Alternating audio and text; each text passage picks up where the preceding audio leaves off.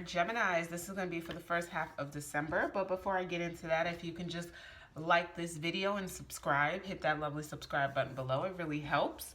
Know that these are general readings. General meaning they may or may not resonate for you. If you are a cross watcher of the sign, you can most definitely switch characters around anytime, okay? Let's just get straight into it. Let's see what's happening in the first half of December for Geminis. I'm so happy to, be back and having a little routine going. So I know the holidays. I just wanted to get the December monthlies and the first half of December out before I start doing other readings. So, I was trying to get it out before Thanksgiving so I can enjoy my holiday too. So we have the Crystal Spirit Oracle cards.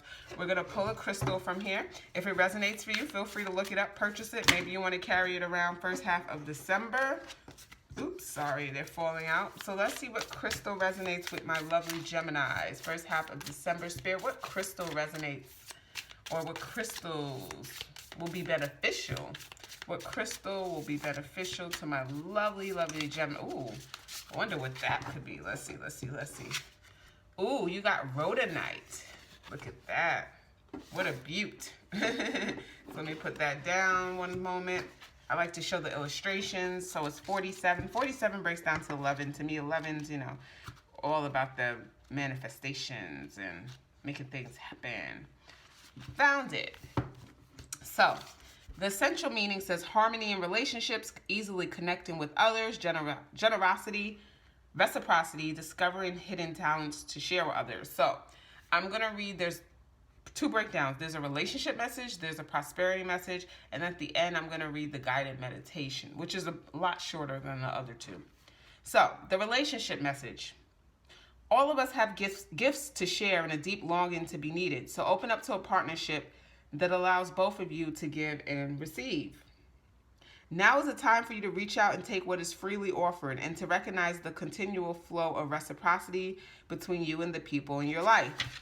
If you are feeling too enmeshed with someone and wondering where you end and that person begins, spend a little time connecting with rhodonite spirit to reestablish healthy yet fluid boundaries that allow a balance between you and the people you care about.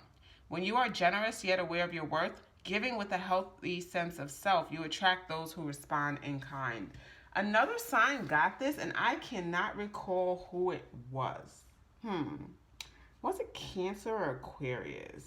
I feel like it was one of those, but if you might know if you watch one of the other videos. So we have prosperity message.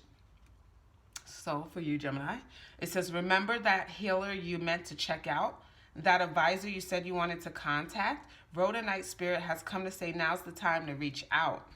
Let me move this back.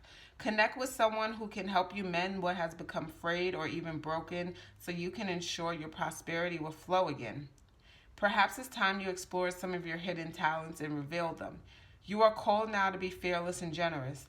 Abundant help is available to you, and there is much more you can do to experience wealth. Take a class. Learn from an expert in an area where you feel unsure, and soon you will see that you are rich in resources. People will show up with plenty to give, time, money, guidance, whatever it is you need. Prosperity is your natural state, and in working with others in partnership right now, you'll find it easier to believe that and manifest whatever it is your value. The Crystal Spirit Meditation says rhodonite assists us in identifying our hidden talents. It asks us to embrace them and assert in how we may use them in heart-based service. The stone reminds us that we each were given a specific gift and we received it in order to share it with the world. So let's just get into the spread. See what messages we get for you guys. Give me one moment, guys. I just have to check something. How my water going?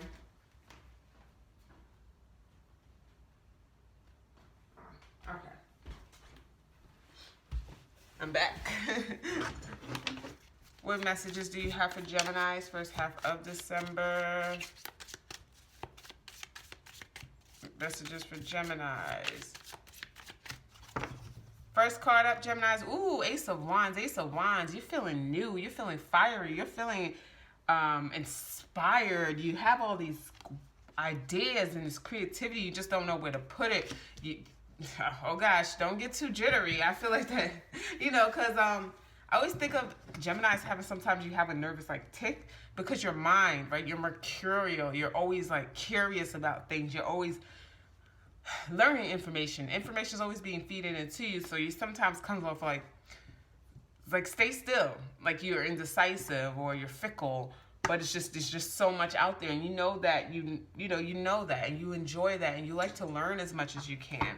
So let me just move this out the way. It's kind of distracting me over here. So yeah, you're inspired to maybe try some new things.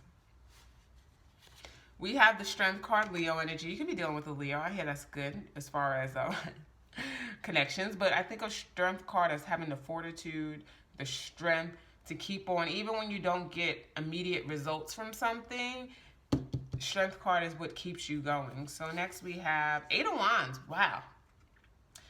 Keep that strength up, because Mercury and Sag energy, this is forward movement, right? This could be also long distance traveling, but I get a lot of communication happening back and forth, which Geminis thrive off of. So if it's a relationship, because Geminis need mental stimulation. You cannot be bored in a relationship. You will leave.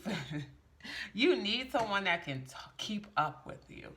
It's like finding your tribe the first half of December, or dealing with people that's just bouncing ideas back and forth. Like this person just doesn't, they keep up. Let me tell you, not everyone can keep up with Geminis. I love Geminis. I had a Venus in Gemini, so, I can keep up a bit, even though I'm a Cancer. But yeah, you guys need that. You need that. You love someone that is always like, whether it's like if someone sends you like articles or give you a little like, I have to say Snapple facts. Do they still have Snapple facts? Or like a little trivia, or like a little, just a fact. Like, hey, did you know? Did you know this was the tallest mountain in the world? Did you know in this religion? Did you know? Like, it's just random like little facts. And you're like, you love that. So we have the Hermit, Virgo energy. A lot of self-discovery. Some of you guys, you could have been the one in relationships that kind of left a lot, and you're kind of going into this hermit solitude mode, trying to figure out what you want. I feel like you guys been trying to date different people, and you're like, I don't know what I want. And that could be when you're coming to a realization that you just need someone that's ever evolving and always changing, just as you are. But some of you guys is opposite. You're like, I need someone more stable and grounded. And it's not necessarily boring, because I'm the one that's going to bring the excitement. Sometimes you need that balance. Maybe you've been dealing with people that's so much like you that it never moves forward. It's never like, it's always lighthearted. It's always detached. You're not maybe used to having commitments, because you're always dealing with people that's like you, keeping things lighthearted and detached. And maybe you get hurt because maybe you really like this person, but it's just like it never gets past that surface level. It's just always fun. It's always light. It's always that. They're like, maybe I do need something different from what I'm used to. Maybe I need someone more grounded, more solid. There's a way to make things fun without having to constantly, sometimes people think stability is boring. Let me tell you, it is not. Like, life is going to challenge you in relationships enough. I always feel that life is going to challenge you in relationships. Whether it's, things happening, good things, bad things, right? Why do you need your partner to be that, right? Difficult. Like, when I say your partner challenges you in good ways, maybe it's like, hey, we're going to do this cleanse. Or, oh, yeah, we're going to save this amount of money. Yeah, we're going to, start this. That's positive versus, like, just friction all the time. So we have the Page of Wands, the good news card. We have the Three of Cups. Could be a coming together of some sorts. Could also indicate like a kind of social vibe. We have Page of Cups. Look at this. We're getting to the cups. I love that for you, because cups represent emotion. Someone that you may have had a lighthearted thing with may finally be like, hey, I like you a lot. Hey, I want to see where this goes. I know we're having a good time. I know this seems fun, but I am interested in more. That could be you expressing that. Nine of Wands. Right? The Nine of Wands is the Wounded Warrior card, right? Never giving up. All the past hurts and all the things that did not work out for you is just a lesson learned. I know you're like, why did I have to go through all of that just to get someone on my side? Some of you guys felt like people just left you, or you just felt like, and some of you guys are now going to realize in this hermit mode, like, oh, I was, when people be like, oh, they are emotionally unavailable, I'm like, well, you must be emotionally unavailable too to deal with them, right? Because most people who are emotionally available, if they meet someone that's unavailable emotionally, like Like, they'll go on a date or two and they're like, oh no, this person ain't for me. And they'll just cut them off and find someone that will. Then there's other people like, oh, they're emotionally unavailable. This just make excuses for them, and then they'll continue the relationship, and then when it doesn't change, they get upset, and then they'll get, say, oh, everyone I deal with is like this. And you're just going to realize maybe it was me. We mirror sometimes the people. If they're emotionally unavailable, part of you was emotionally unavailable because you chose that. You chose someone that you knew wasn't giving you what you needed, but you just stuck it out because it was safe. Because you're like, I know where this person stands, and if, it's not going to never go nowhere, but then it still hurts you. And then you're like, what am I doing? So you're finding people now that are able to be by your side, that's able to commit to you and give you that stability. But I love it for you. A change is coming. You're going to be, looks like, in love. But I hope you guys enjoyed. Once again, if you can like the video, subscribe, and have a great, great first half of December. Bye, guys.